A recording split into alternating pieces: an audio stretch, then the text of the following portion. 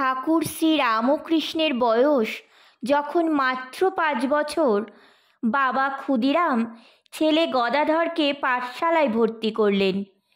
কিন্তু পড়াশোনায় বেশি মন নেই গদাধরের। বাংলা পড়তে বেশ ভালো লাগলেও অঙ্ক করতে গেলেই মাথাটা কেমন ঘুরত। ব্রাহ্মণ ঘরের ছেলে, ছোটবেলা থেকেই মুখে মুখে শেখা দেবদেবীর প্রণাম মন্ত্র, সেগুলি তার জলের মতোই মুখস্থ থাকত। তারপর থেকেই সুর করে রামায়ণ পড়ে। যত বড় হয়েছে আস্তে আস্তে তার গলার স্বর ও বলার ভঙ্গিমাও বেশ ভালো লাগে। তখন মধুযোগীর বাড়িতে বসে রামায়ণ পড়ত গদাধর। সেখানে গ্রামের লোকেরা ভিড় জমাতো। এক বিকেলে সে রামায়ণ পাঠ করছে, সবাই মনোযোগ দিয়ে শুনছেন। তার পাশেই ছিল একটা বড় গাছ, সেখানে একটি হনুমান বসেছিল। হনুমানটি লাফ দিয়ে গদাধরের কাছে এসে তার পা জড়িয়ে ধরল। সবাই ভয় পেয়ে সরে গেল, কিন্তু গদাধর স্থির। সে হনুমানের মাথায় গায়ে হাত বোলাচ্ছে, যেন মনে হচ্ছে রামের আশীর্বাদ পেয়ে বাদরটি মনের আনন্দে চলে গেল। অদ্ভুত ছেলে গদাধর, সবসময় ভাবাবেশে মত্ত হয়ে থাকত। ছেলেদের সাথে দল বেঁধে ঘুরে বেড়াতো, কখনো সাজে কৃষ্ণ, কখনো শিব। দেখতে দেখতে বড় হতে লাগলো গদাধর। দাদা রামকুমার বলেন, গ্রামে ওর লেখাপড়া হবে না, কলকাতায় নিয়ে গিয়ে লেখাপড়া শেখাবো। কিন্তু গদাধর যেতে নারাজ। গ্রাম ছেড়ে সে কিছুতেই যাবে না।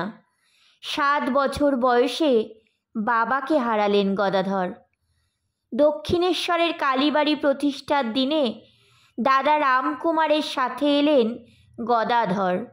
বিশাল আয়োজন কালীবাড়িতে, যাত্রা গান, কালী কীর্তন, ভাগবত পাঠ, মহা ধুমধাম।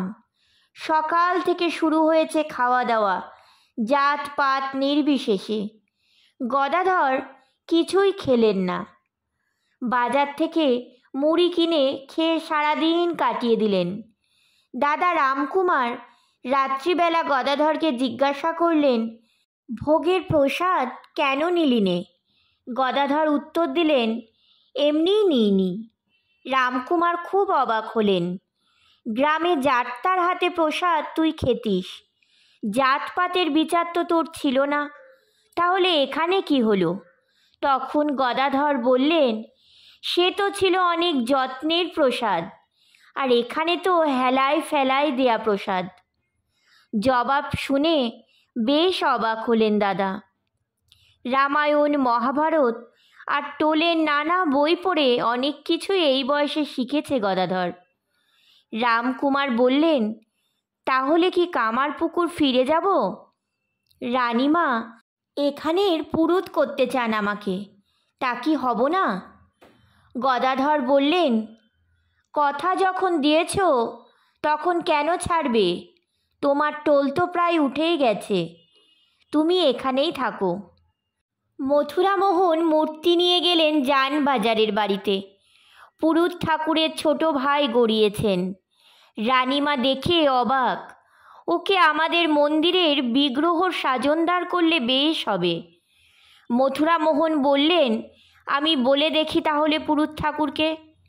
পরের দিন মথুরামোহন রামকুমারকে জানালেন। গদাধর কি করবে? ও যা খামখেয়ালি ছেলে, আমার কথা কি শুনবে? আপনি বললে যদি রাজি হয়। মথুরামোহন গদাধরকে ডাক পাঠালেন। গদাধর ভয়ে ভয়ে গিয়ে মথুরবাবুর সামনে দাঁড়ালেন। মথুরবাবু বললেন, তুমি ঘুরে ঘুরে বেড়াও কেন? তোমার মনের মতো একটা কাজ দিলে করবে। কি কাজ? মা ভবতারিণীকে তুমি নিজের মতো করে সাজাবে। ভয়ে কুঁকড়ে উঠলেন গদাধর। একা সাহস হয় না সেজবাবু। ঘরে সব দামি দামি জিনিস, সঙ্গে হৃদে থাকে। বেশ তো, তোমার সাগরে তো থাকবে। দুজনে মন দিয়ে কাজ করবে। মনের মতন কাজ পেয়ে খুশি হলেন গদাধর। জন্মাষ্টমীর পরের দিন নন্দ উৎসব, রাধা গোবিন্দের পুজো ও ভোগের অনুষ্ঠান। ক্ষেত্রনাথ দুপুরে পূজার পর পাশের ঘরে শয়ন দিতে নিয়ে যাচ্ছেন রাধা গোবিন্দকে। হঠাৎ পা পিছলে পড়ে গেল ক্ষেত্রনাথ। হাত থেকে পড়ে গোবিন্দের একটি পা ভেঙে গেল। সবাই মন্দিরে অমঙ্গল অমঙ্গল বলে চেঁচামেচি করতে লাগলো। রানী রাসমণিকে খবর পাঠানো হলো। তিনি মথুরা মোহনকে বললেন, পণ্ডিতদের কাছ থেকে বিধি নাও। সবাই বললেন, এই বিগ্রহকে গঙ্গায় বিসর্জন দিতে হবে, নতুন মূর্তি এনে বসাতে হবে। রানীমার মন তাতে সায় দিল না। গদাধরের কানে সে কথা যেতে সে বললেন, সে কি কথা? কোনো জামাইয়ের যদি ঠ্যাং ভেঙে যায় তাকে কি ফেলে দিতে হবে, নাকি চিকিৎসা করাতে হবে? গোবিন্দ তো গৃহদেবতা, সে তো আপনজনকে কেউ ফেলে দেয়? আমি ঠাকুরের পা জোড়া লাগিয়ে দিচ্ছি।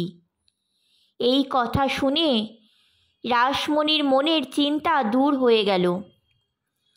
গদাধর মাটি দিয়ে সুন্দর করে জুড়ে দিলেন গোবিন্দের পা। বোঝাই গেল না যে সে পা ভেঙে গিয়েছিল। সে মূর্তি সিংহাসনে বসানো হলো। ক্ষেত্রনাথ পুরোহিতের কাজ ছেড়ে দিয়ে চলে গেলে গদাধরকে করা হলো রাধা গোবিন্দ মন্দিরের পুরোহিত। গদাধর কোনো আপত্তি করলেন না। মতিগতি দিন দিন ভালো হচ্ছে তার।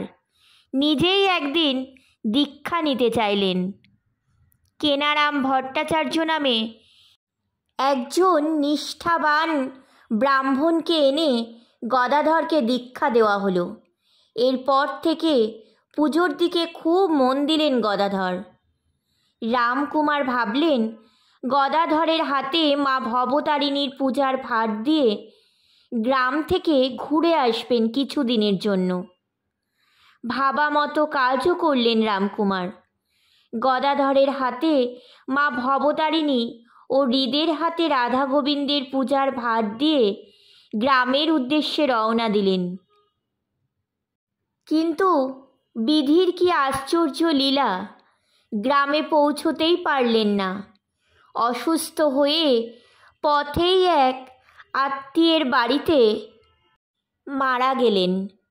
তারপর বেশ কিছুদিন কেটে যাবার পর দেশ থেকে ঘুরে এসে ভবতারিণীর পূজায় মন দিয়েছেন গদাধর।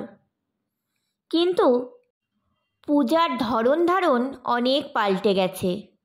হৃদে তার ছোট মামার ভাব দেখে অবাক। একদিন দেখল মায়ের মূর্তির সামনে বসে কাঁদছে আর বলছে, মা গো, রামপ্রসাদকে তুই দেখা দিয়েছিস, আমাকে তুই দেখা দিবি নে? কেন? হৃদে একদিন বলল, ওই রকম ঢং করো কেন? ঢং নয় রে, মাকে পেতে হলে পাস করতে হবে, অষ্টপাস। পঞ্চবটিতে বসে সারা রাত ধ্যান করেন তিনি। ভোর হতেই মাতালের মতো পা টলতে টলতে এসে মন্দিরের দরজা খুলে বললেন, দেখা দিবি না তুই?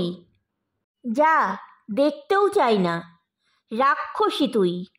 তাই তো রক্ত মেখে মুন্ডমালা গলায় রাখিস, আরও খাবি রক্ত? মন্দিরের দেওয়ালে ঝুলছে বলির খাড়া। সেই খাড়াটি নিয়ে নিজের গলায় কাটবার জন্য তুলে ধরলেন। মন্দিরের আঙিনায় তখন ভিড় জমে গেছে। মূর্ছিত হয়ে পড়ে গেলেন গদাধর। ধরাধরি করে অচেতন গদাধরকে নিয়ে যাওয়া হলো তার ঘরে। সময় সময় একটু জ্ঞান হয়, আর বিড়বিড় করে কি যেন বলেন, আবার জ্ঞান হারিয়ে যায়। শিউরে হৃদের বাড়িতে গেলেন গদাধর। সেদিন সেখানে গানের আসর বসেছিল। একটি স্ত্রী লোকের কোলে ছিল একটি ছোট্ট মেয়ে। স্ত্রীলোকটি রহস্য করে জিজ্ঞাসা করল মেয়েটিকে, বিয়ে করবি? মেয়েটি ঘাড় নাড়ল। কাকে বিয়ে করবি এত লোকের মধ্যে? মেয়েটি গদাধরকে দেখিয়ে বলল, ওই যে। মেয়েটি জয়রামবাটির রামচন্দ্র মুখুজ্জের মেয়ে শারদামণি। একদিন শুভ লগ্নে গদাধরের সাথে বিয়েও হলো তার। প্রায় 2 বছর গ্রামে থাকার পর দক্ষিণেশ্বরে ফিরল গদাধর। মা ভবতারিণীর পূজার ভার আবার তার ওপরেই পড়ল।